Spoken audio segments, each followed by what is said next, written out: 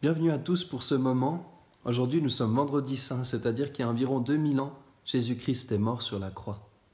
Et j'ai envie de revenir sur cet événement aujourd'hui, parce que cet événement est tellement particulier.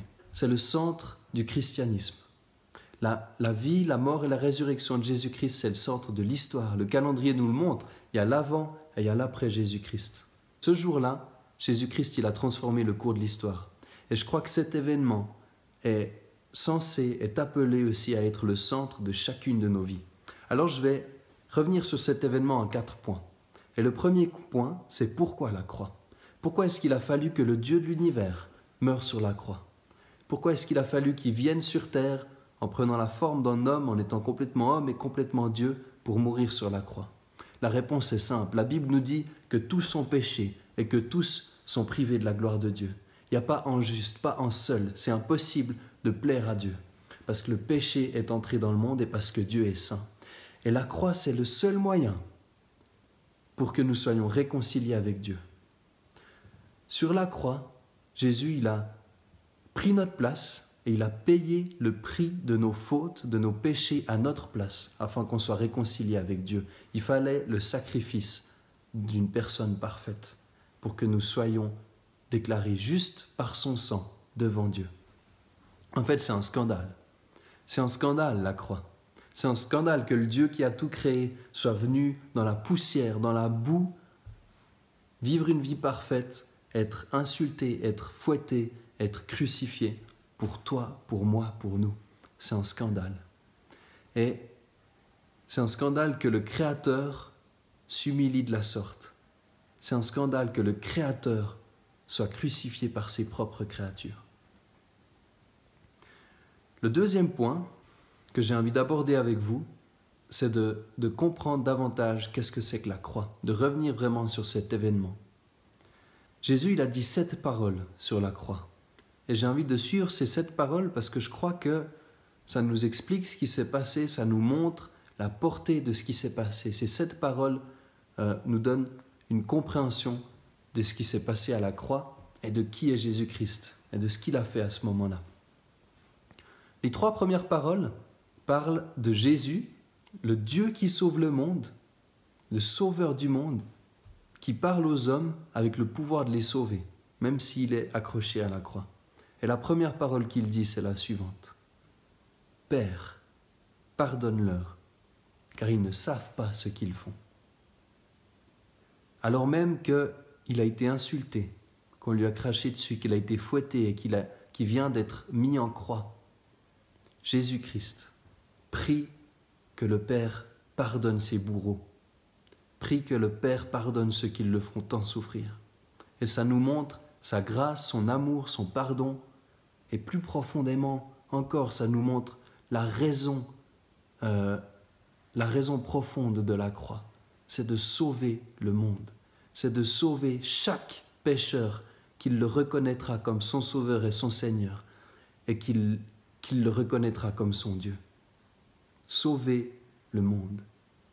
La deuxième parole que Jésus dit sur la croix, en fait, à sa droite, il y avait un brigand, et à sa gauche aussi, un autre brigand crucifié en même temps que lui. Et puis ces brigands, l'un d'eux se moque de Jésus et lui dit « si tu es le Fils de Dieu, descends de la croix, sauve-toi toi-même. » Et puis l'autre lui dit « Mais n'as-tu aucune crainte de Dieu ? Nous avons commis des fautes et nous méritons ce châtiment. Mais lui, non, lui n'a commis aucune faute et il ne mérite pas ce qui lui arrive. » Et ensuite il se tourne vers Jésus, je paraphrase, il se tourne vers Jésus et il lui dit « Seigneur, lorsque tu viendras dans ton règne, souviens-toi de moi. » Et Jésus lui dit « Je te le dis en vérité, aujourd'hui tu seras avec moi dans le paradis. » Là encore on voit la raison profonde de la crucifixion, qui est de sauver les pécheurs qui se repentent. Et on voit l'amour, la grâce et le pardon qui sont en Jésus-Christ. La troisième parole, Jésus voit sa mère et voit le disciple qu'il aime, Jean. Il regarde sa mère et il lui dit « Femme, voici ton fils. » Et il regarde Jean et il lui dit « Voici ta mère. » Qu'est-ce qui se passe? Jésus ne pourra pas pourvoir aux besoins de sa mère, n'étant plus sur cette terre. Et donc, il demande à Jean de prendre soin de sa mère. de pourvoir à ses besoins. Et ça nous montre que même au milieu de la tourmente et de la souffrance extrême, Jésus prend soin de ceux qu'il aime. Et par la croix, il prend soin de toi, il prend soin de moi, il prend soin de nous tous. Ensuite, il y a la parole centrale. Jésus crie « Seigneur, Seigneur, pourquoi m'as-tu abandonné ?» Et ça, c'est une parole terrible. Cette parole montre que Jésus-Christ était dans une souffrance terrible, dans une solitude qu'il n'avait jamais connue, parce que de toute éternité, Jésus est en relation intime avec le Père et avec le Saint-Esprit, sauf à ce moment-là, sauf au moment où il fait l'acte le plus difficile de toute sa vie, de toute l'éternité. Eh bien, il est seul. Pourquoi ? Parce que pour prendre la conséquence du péché, qui est la mort, sur ses épaules, il devait être seul. Il a dû sortir de cette relation avec le Père et le Saint-Esprit pendant quelques temps pour pouvoir payer à notre place le prix de notre péché. Et en fait, j'ai envie de revenir sur le tourment que c'était pour Jésus-Christ, cette croix. Pas pour donner de l'importance à la douleur et à la souffrance, mais pour qu'on puisse vraiment prendre conscience de ce qu'il a fait pour nous. Comme l'a dit Edith hier dans sa vidéo, dans le jardin de Gethsémane, Jésus il a décidé d'aller jusqu'au bout. Et j'ai envie juste de parler un tout petit peu de la terreur de la croix pour qu'on puisse comprendre ensemble qu'est-ce que ça veut dire que d'aller jusqu'au bout. Le tourment de Jésus, il a commencé avant la croix, alors qu'il était d'abord insulté, frappé, qu'on lui crachait dessus, ensuite fouetté. Et ensuite, il a porté sa croix, il a encore été insulté et roué de coups, il a porté sa croix avec ensuite l'aide de Simon de Cyrène. Et ensuite, pendant environ 6 heures, il est resté accroché sous la chaleur du soleil, déshabillé et luttant pour respirer. Afin d'éviter l'asphyxie, il devait se relever avec ses jambes en prenant appui sur ses pieds qui étaient percés par le clou. Et il devait tirer sur ses bras en tirant sur ses poignets qui étaient percés par le clou. Et ça déclenchait des spasmes musculaires qui provoquaient une douleur qui est presque inimaginable. Comme l'explique Kostenberger, lors d'une crucifixion, la mort venait d'une défaillance cardiaque, de lésions cérébrales dues au manque d'oxygène et de choc, et surtout de suffocation. Et il dit que l'agonie physique et psychique, combinée à la durée très longue du châtiment, et la honte que ça implique, eh bien, tout ça, ça fait de la crucifixion une des formes les plus horribles et les plus barbares de mort. Et Jésus a enduré tout ça afin de nous réconcilier avec Dieu le Père. Jésus a vécu la souffrance de manière extrême. Et c'est pourquoi, lorsque tu souffres, tu peux avoir l'assurance que Jésus-Christ te comprend et t'accompagne dans ta souffrance. Ensuite, il y a les 3 dernières paroles de Jésus. Et à ce moment-là, on voit le Jésus homme, l'homme qui souffre et qui parle à son Père en tant que fils qui accomplit la volonté de son Père et qui reviendra bientôt vers son Père dans la victoire pour se rasseoir à sa droite. La première parole de ces 3 dernières, c'est « J'ai soif ». Jésus dit « J'ai soif ». C'était prophétisé, c'est aussi pour accomplir toutes les prophéties, les centaines de prophéties qui parlent de la croix et de la mort du Messie. Mais j'ai soif, ça montre en Jésus qui est exténué, qui est épuisé, qui est dans une souffrance totale. Ensuite, il y a la parole tellement importante. Jésus dit « Tout est accompli ». Tout est accompli. La mission de Jésus-Christ est terminée. Il a tenu bon. Il nous a réconciliés avec Dieu et maintenant il peut mourir en paix. Tout est accompli. La vie éternelle est accomplie. Il a gagné la bataille contre Satan, contre le mal, contre le péché à ce moment-là. Même si on ne le voit pas encore complètement, il a déjà gagné.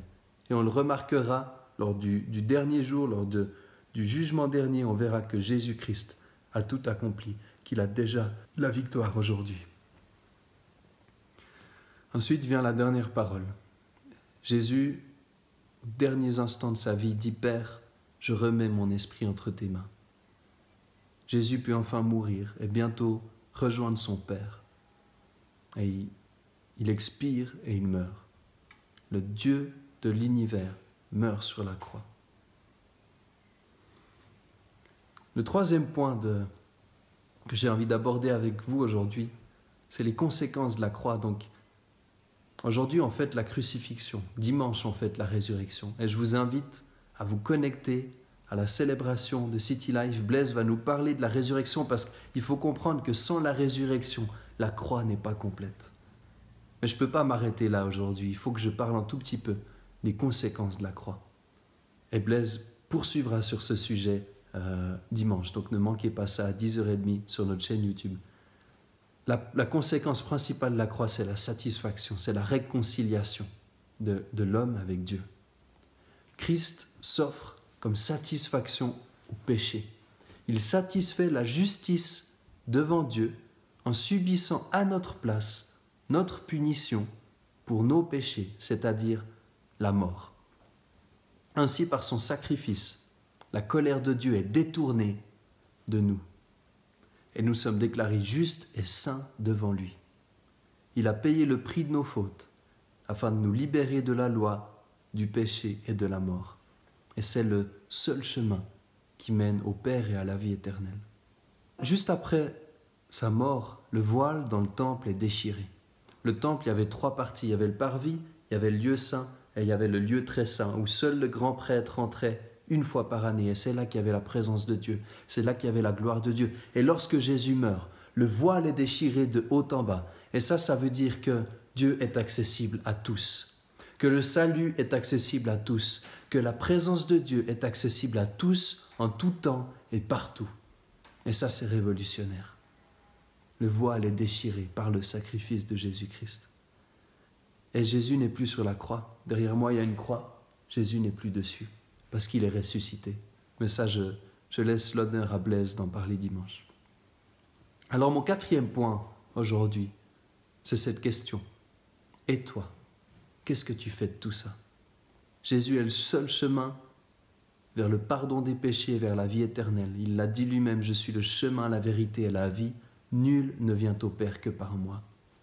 Ce n'est pas possible d'être neutre face à son sacrifice. Soit tu ignores son sacrifice, ou tu le refuses, et tu es voué à passer l'éternité sans Dieu.